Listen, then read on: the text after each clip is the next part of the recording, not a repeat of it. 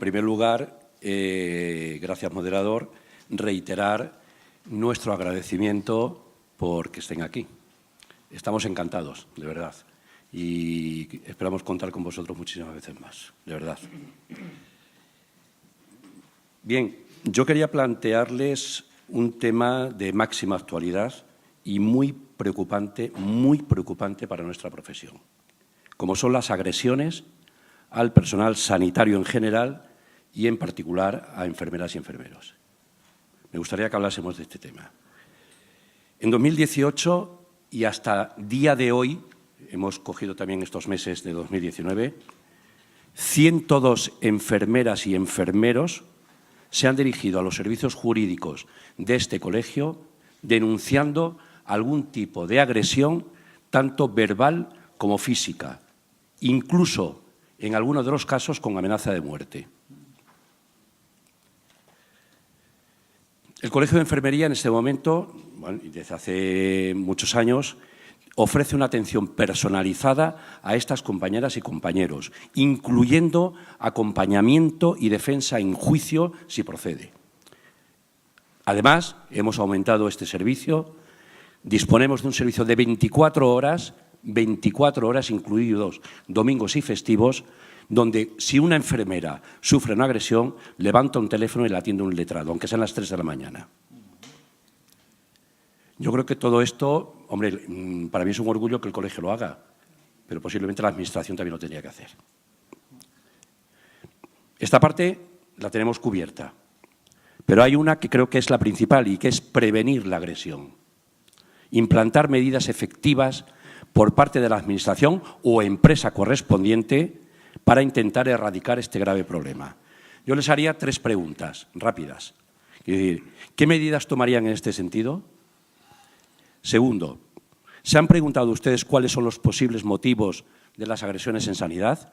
Yo podría adelantar que puede ser, como estamos comprobando con asiduidad, la sobrecarga de pacientes en las urgencias de los hospitales con el correspondiente colapso de las mismas. Podría ser un motivo. Otro motivo podría ser la demora en las citas de atención primaria o el elevado retraso en la realización de pruebas diagnósticas. Y otro puede ser la falta de inversión en personal de seguridad. Y mi última pregunta, ¿les parece correcto que el tratamiento a una enfermera agredida sea distinto si la agresión se produce en un centro público o en un centro privado?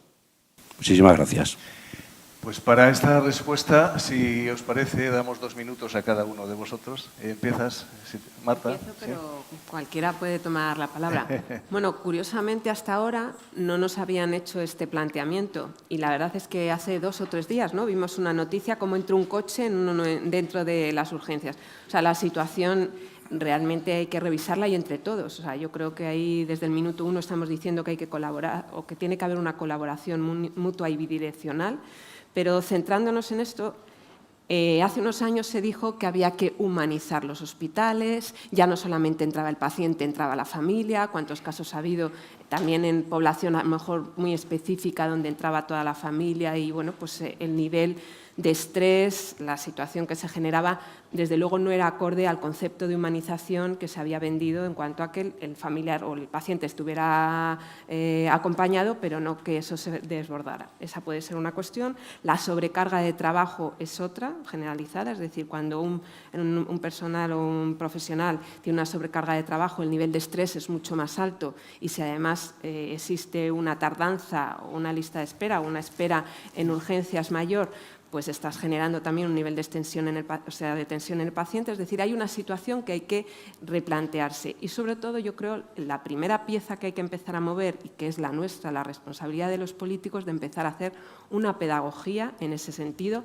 de respetar, de sensibilizar a la población, pero de respetar a los profesionales y ponerlos en el centro del debate, porque creo que hay que protegeros como mínimo con la palabra y con que nuestra posición sea la defensa a ultranza de nuestros profesionales, porque no es solamente el perfil de enfermería, en atención primaria, en general los facultativos nos han dicho que ya el paciente exige pruebas, exige a través de Google lo que le está pasando y lo que quiere que le estén recetando, y el nivel de exigencia está llegando a una situación que ha deteriorado mucho la relación médico-paciente o enfermera-paciente. Y yo creo que somos nosotros los primeros que hay que dignificar al profesional y luego empezar a revisar qué hemos hecho con el concepto de humanización y qué hemos hecho sobre todo con las plantillas, con la sobrecarga de trabajo y con que no exista una actividad que yo creo que es lo que vosotros estáis reclamando, que sea pues, positiva tanto para el profesional como para el paciente. Muchas gracias. La primera, que se ha ceñido el tiempo. Mónica. Bueno, yo creo que el tema de las agresiones, ayer en el debate de atención primaria también salieron el tema de las agresiones, es uno de los puntos negros de nuestro sistema sanitario.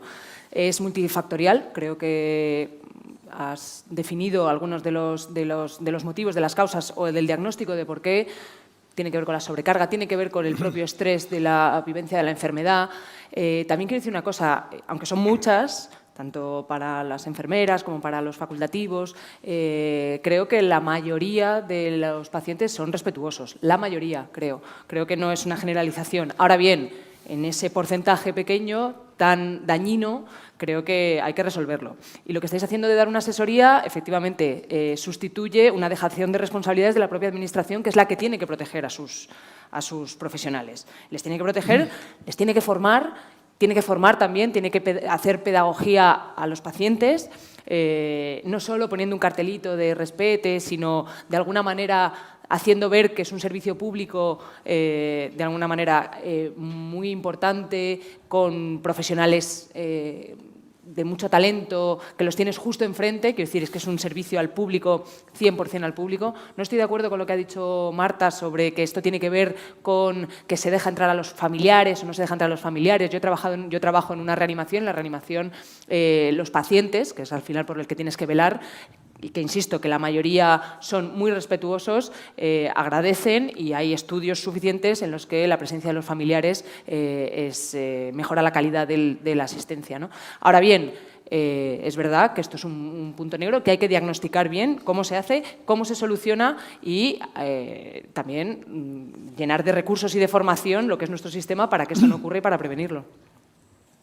Muchas gracias. José Manuel. Sí, este es un tema importante y requiere, a mi entender, un abordaje sistémico de conjunto. En primer lugar, como profesionales científicos que somos, requeriría un análisis de estudio. Estos 102 casos que has comentado, la pregunta es, ¿alguien los ha analizado epidemiológicamente? ¿Dónde se han producido?